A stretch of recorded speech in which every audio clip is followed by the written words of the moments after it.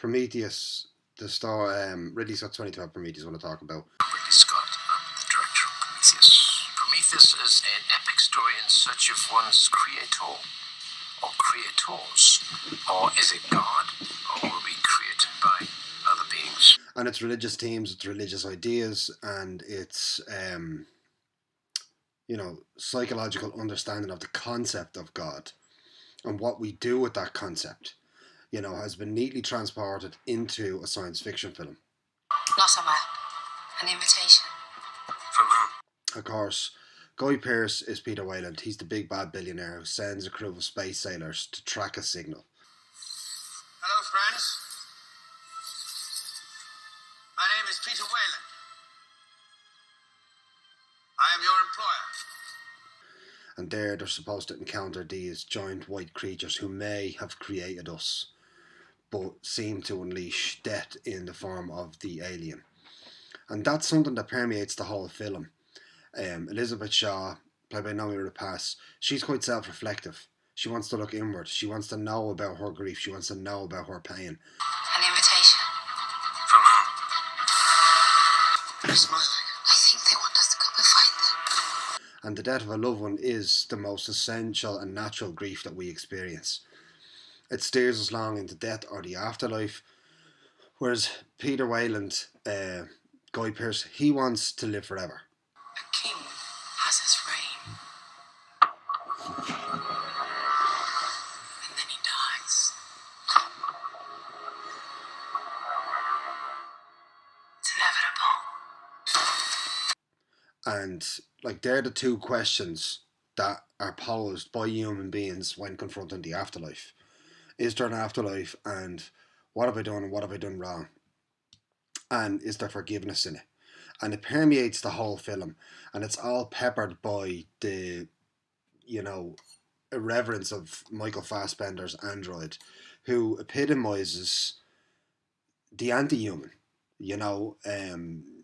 a young person, he's living free, and he's carefree, and he's emulating movie stars, and he's listening to music, and he's cycling a bike and dunking a basketball. Am I interrupting? Thought you might be running low. Certain your engineers are nothing but scribble. Miss Vickers, is there an agenda? Can you imagine how disappointing it would be for you to hear the same thing from your creator? Because young people aren't going to die, or so they think. You know what I mean? The perception of mortality has not yet groomed upon them. Structurally, it's a little wobbly because he has this gigantic team, and he has the plot of the alien, and of course he has to pepper out the aliens. One of the sequences that was much maligned by Tarantino was the one where the space travelers are in the tomb. Not Prometheus, but can we? I loved that movie. Well, it was I loved it and I was disappointed at the same time. Or the tunnels, and the snake-like creature pops out of one of the canisters, and he waves for it. When it got to the point where they're on another planet, and then a space cobra literally shows up, opens up its hood, and the guy who's in charge of alien creatures goes, "Hey, little fella!" He was a little harsh in that, why would you do it? But, a person who's travelled halfway across the galaxy, committed his whole life to science, they would reach out with curiosity. I mean, Elon Musk is trying to go to Mars. I mean, these kind of people are nuts. They're not going to be afraid of what's there after travelling all the way. Be like getting a plane to the bottom of South Africa and then, oh no, I don't want to see a tiger or a lion. Backing out of the wildlife drive. So, the attraction to that is irresistible. What you hope to achieve by coming here, what we hope to achieve was to meet our makers, to get answers, where they even made us in the first place. Why do you think your people made me? Made you because we could. And that scene in and of itself is kind of a metaphor for the, daft, nonsensical drive we have towards, be it the afterlife, our concern for death, our value in the face of death. If you're not religious, it's like, if I'm going to die, what am I? Or what have I been? And that's there.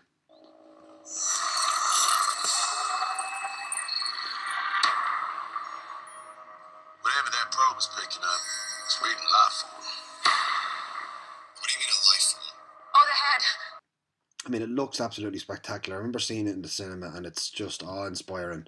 And I think this one, an Alien Covenant, will catch on, and they will consider a third one. Although, I don't know if there'll be any point. I mean, if somebody could take the kind of richness or the feet, it's just a feeling. The music conveys that kind of spiritualism that cinema used to convey, that complete relaxation of transcending to somewhere else, of surrendering to another character and his ideals, something very traditional. Of course, Ridley Scott was really old, and it's something he would be considering. I mean, Charlize Theron, Idris Elba, Michael Fassbender, and Naomi Rapace, like, it's spectacular to look at. It's just people couldn't make sense of what they were doing.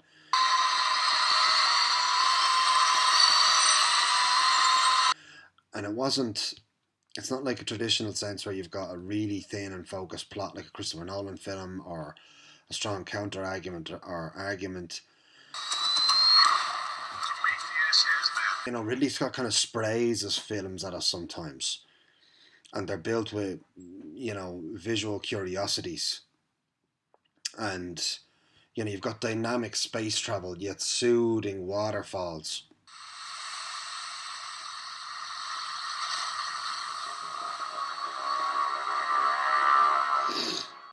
These mixture of earthly emotions that cascade through us. And there's a lot, like, I mean, you could take the film as a series of paintings and put it in as an exhibition with the theme of, how do you feel about meeting God? And the whole film would make more sense. And if you watch it carefully, those ideas are there, and it does allow you to fixate on them the second time around. And of course, they're there layered in the plot as well.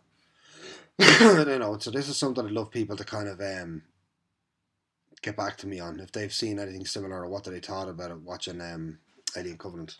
Alright, like and subscribe. Speak to you soon.